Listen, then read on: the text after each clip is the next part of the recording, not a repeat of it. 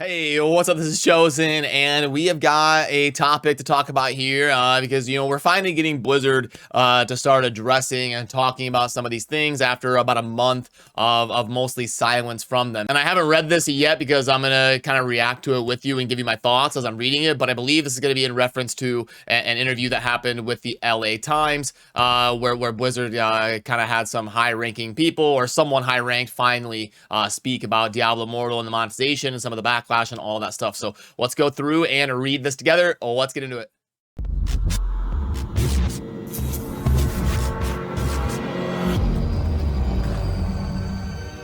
Alrighty, so we've got Blizzard boss defends Diablo Immortal, feels really good about its launch. Well, in all honesty, they're going to look at one thing, revenue, and, well, they're going to look at total profits. So they're going to be looking at one thing when it comes to, the board of directors and the high-ranking people. They're going to be like, how much money did it make? So sure, in their eyes and the way they're looking at it in the lens of the business scope of the game, they probably feel pretty good about the launch. But anyway, let's go. Blizzard's controversial Diablo Immortal launched to big numbers and high revenue. It also set off an ongoing debate about in-game purchases, digital gambling, free-to-play mobile games, and addiction. Yeah, this is probably true.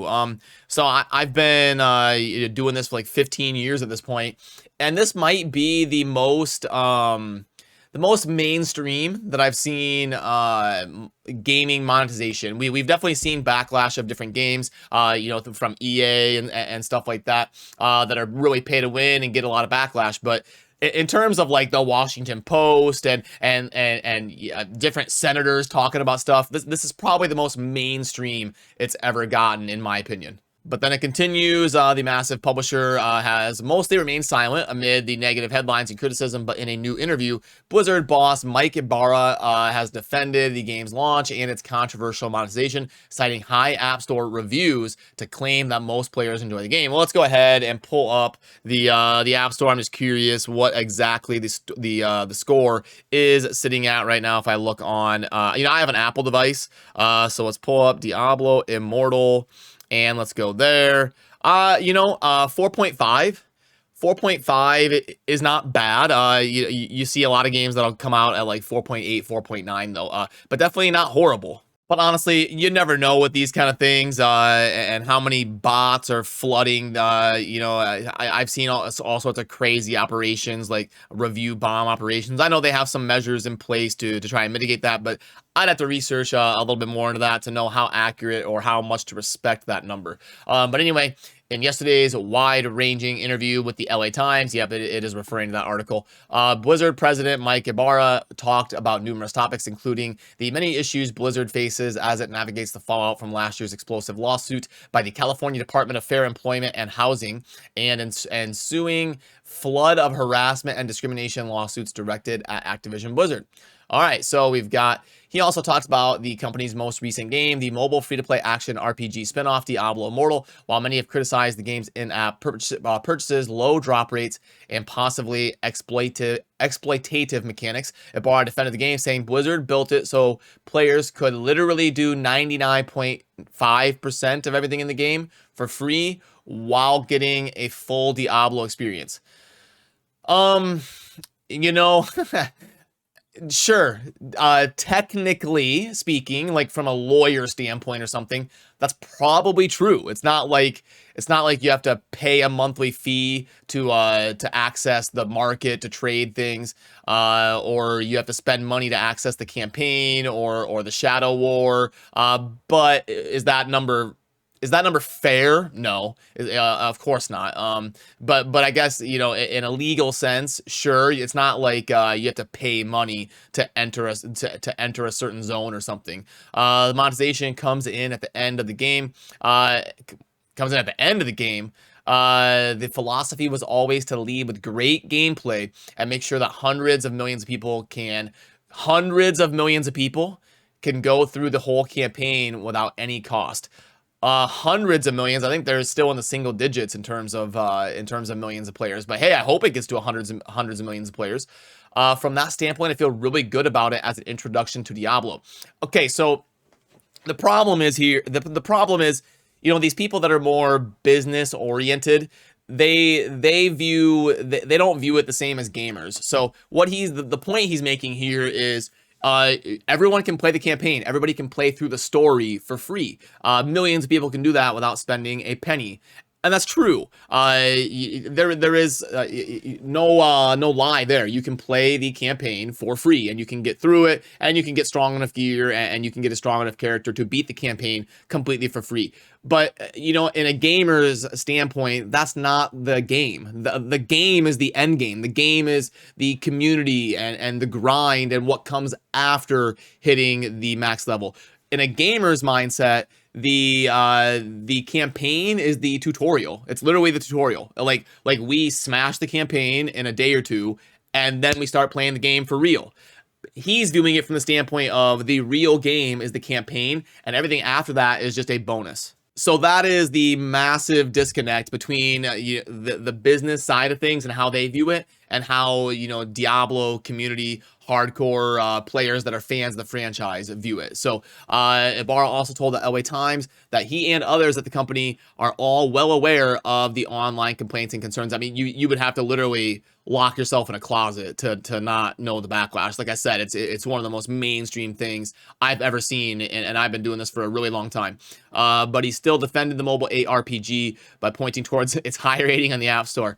We already talked about that. The implication seemingly being that the broader community of people saying Immortal are playing Immortal don't have a problem with the game, or the broader community of people playing Immortal don't have a problem with the game, and that's not really fair to say. That's a very positively spun take. I wouldn't necessarily agree with that. Let me get the Diablo Immortal ad right here in the article.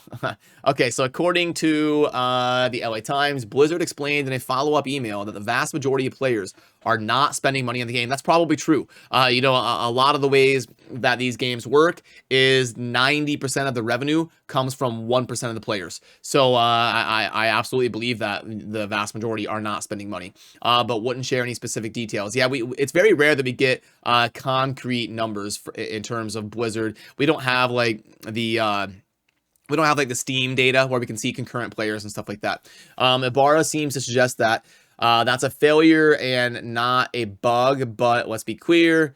If the game ever stops racking up millions of dollars, it's unlikely Blizzard will keep running out of the kindness of its heart. So, as soon as, I kind of talked about they're probably trying to maximize the launch revenue, and then once the game settles into the community that they expect, then they'll try to nurture that and try to make sure they are getting a consistent model of revenue so that they hit the ground running, bank with the initial launch hype, and then start working on the community development is what it kind of seems like is happening to me.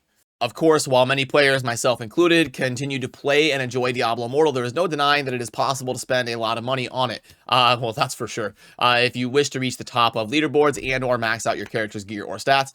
To be fair, that is true in mostly any mobile game. Nowadays, I can't really think of one that's just straight up free to play. If you want to be #1 in Clash of Clans, Raid Shadow Legends, you're just going to have to spend. It is what it is. It's not like an RTS like StarCraft or something where you just go into a match and there is no money at all. So a lot of these mobile games to be rank 1, that's not specific to Diablo Immortal. That's basically all of them. And then Blizzard doesn't seem to have created any real protections to save people from sinking thousands of dollars into the game and to get high ranking gems. And with the game's abysmal drop rates, it can become a dangerous situation for people unable to control themselves. That's fair. So the game that I come from in terms of the mobile side of things is Raid Shadow Legends. I was a content creator there. Well, still am, going on 4 years now. And what they're talking about is in Raid, there's a mechanic where void shards are how you pull new champions that are very highly sought after. And the void shards max out. You can't just purchase them to the end of time. So you compare that to Diablo Immortal, the most valuable thing in the game is probably eternal legendary crests, but you can purchase them until the end of time. So in Diablo Immortal, the thing that's most valuable, you can't just purchase permanently and spend $1 million day one, but you can on Diablo Immortal. So I think that's what they're talking about here, is that the eternal legendary crests don't have a weekly cap on them or something like they do on Raid Shadow Legends. based on what Ibarra has said and how much money Immortal is bringing in daily, which, by the way, I did a video on this as well. It's about 1 million a day. That number will start to come down here as the game settles into its expected player base, but so far it was like 50 million in revenue in the first month. Many players are now worried about what to expect from next year's big entry into the series, Diablo 4, which is supposed to release in 2023. It'll either be in May of 2023 or November of 2023. So I expect Diablo 4 to come. If I had to guess, I would say November of 2023 for Diablo 4. But anyway, according to Blizzard, it won't be anything like Immortal and will only... really, did they officially say that? It will only include cosmetic microtransactions. I'm gonna have to do a video on that and a deeper dive because I don't know if I like that. That might mean we end up in a situation like Diablo 3, where the game doesn't get as much support as we would like long term. So I'm gonna have to dive in and do more research on that. But it is a good sign that they are officially going on record with saying it won't have a monetization model like Immortal. So that's kind of a double-edged sword, but mostly good news probably. But even that might feel too much for some observers. Okay. And it looks like that is the end of the article. Okay. So to wrap things up here in conclusion, I mean, yeah, like what's he gonna say? You know, I could have told you exactly what he was gonna come out and say in an interview before it even happens. He said what he has to say, you know, in terms of spinning everything to kind of be in the brightest light possible. The truth is, you know, it's very heavily monetized, and I think, in my opinion, they overshot it a little bit. I think they could have earned...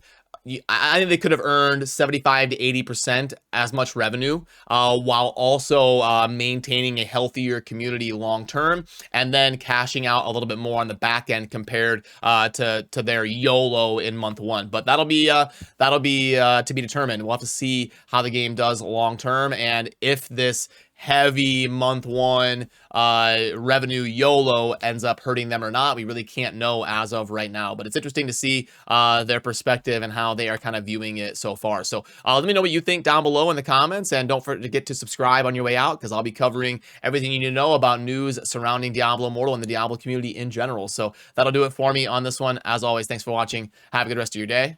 Peace.